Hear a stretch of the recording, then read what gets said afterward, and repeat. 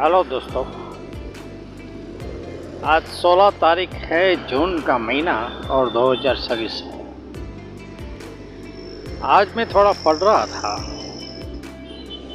तो इसमें भारतीय रुपयों का इतिहास, इसके बारे में मैंने थोड़ा पढ़ा। तब मैंने सोचा कि थोड़ा इसके बारे में रिसर्च करता है और लोगों को बतानी चाहिए थोड़ी बातें, जानकारी के लिए अच्छी। तो रुपये में ऐसा है कि पहले के ज़माने में जो लोग थे वो खेतीबाड़ी ज़्यादा करते थे। भारत एक खेती प्रधान देश था, आज भी है।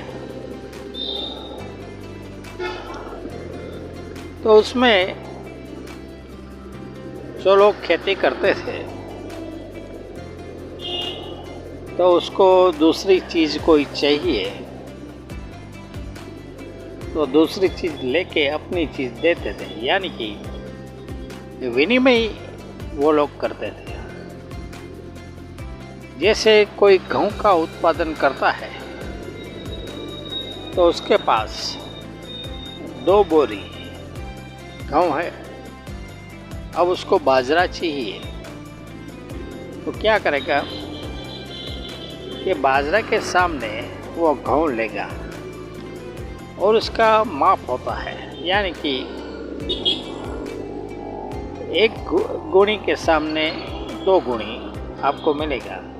ऐसा विनिमय का नियम था, यानी कि अगर आपको बाजरा चाहिए तो उसके सामने आपको 2 बोरी गेहूं देनी पड़ेगी। ऐसे विनिमय चलता था। या किसी के पास कुछ चांदी वगैरह पड़ी हो तो वो चांदी के सामने कुछ लेता था, अनाज। बाद में विनिमय का एक माध्यम बनाया, यानी कि रुपये का सर्जन हुआ, यानी कि कोई भी करेंसी का सर्जन हुआ। तो इसका एक अलग इतिहास है। तो भारत में कहते हैं कि पहले फुटी कौड़ी का क्रिएशन हुआ, यानी कि ये प्राचीन काल का है। हम लोग कहीं आपने डायलॉग में सुना होगा कि मेरे पास फुटी कौड़ी भी नहीं है। तो पहले फुटी कौड़ी का क्रिएशन किया, फिर कौड़ी आई, वो भी प्राचीन काल में आई। फिर दमड़ी आई, ये दमड़ी है वो मुगल काल में आई। बाद में आना आया, वो 19वीं सदी में आया था। फिर पाई आई, पाई जो होती है वो 19वीं सदी में थी। फिर तेला था, वो 19वीं सदी का था। फिर चेला था, वो 19वीं सदी का था। फिर आया 4 आना, 8 आना और रुपया। रुपये का जो सरकार ने छापा था वो 1947 के बाद में छापा था रुपये का। तो ये इतिहास के बारे में मैंने आपको कहा, ये थोड़ा इतिहास है। लेकिन आपने देखा होगा कि करेंसी कई प्रकार की आती है। ये सरकार ही अपनी टंकसाल में छापती है। कारखाना होता है, उसको टंकसाल कहते हैं। तो भारत में 4 टंकसाल प्रचलित है। एक तो बॉम्बे है, दूसरी कलकत्ता है, फिर नोएडा है और लास्ट में हैदराबाद। ये 4 टंकसाल प्रचलित है। तो वहाँ से रुपये का छापना होता है। ये चारों टंकसाल का भी एक अपना इतिहास है। जैसे हम कहते हैं ना मिंट, इंग्लिश में इसको मिंट कहते हैं, और इसकी छपाई में वो अपना मिंट मार्क छोड़ते हैं कि भाई इस कारखाने से इस चलन का छपाई हुई है। तो 4 टंकसाल इंडिया में है। अब एक बात सोचो कि करेंसी में आपने कॉइन्स देखा होंगे, तो कॉइन्स की मेटल अलग अलग होती है। ये बात थोड़ी आपकी जानकारी में होनी चाहिए। ये सरकार छापती है और सरकार मटेरियल की अवेलेबिलिटी पे ही इसको छापना शुरू करता है, यानी कि सरकार के पास वो मटेरियल होना चाहिए।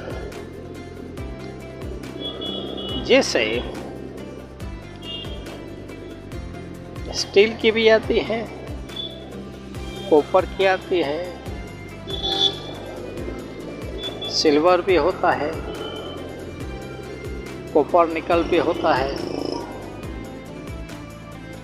बायोमेटालिक अभी ज़्यादा फेमस है। तो ये सब मेटल होती है। तो सरकार के पास अगर जिस प्रकार की मेटल अवेलेबल हो वो उसी प्रकार से वो लोग छापते हैं। कि पहले आपने देखा होगा कि पुराने जो भी सिक्के थे वो चांदी के हैं। फिर चांदी के बाद आया कॉपर। कोई सरकार के पास कॉपर तो होना चाहिए, क्योंकि करोड़ों में छापते हैं तो इतनी मेटल चाहिए। कई करेंसी स्टील में छपती है, FSS जिसे कहते हैं। फिर कॉपर निकल, ये जो कॉपर निकल जो हम कहते हैं ये मिलावट होती है, इसका कंपोजिशन इसे हम कहते हैं। तो ये सिक्का बनाने में काम आता है। तो मैंने आपको मेन कहा कि भाई सरकार के पास जिस प्रकार की मेटल अवेलेबल हो उस प्रकार से वो छापते हैं कोइंस में।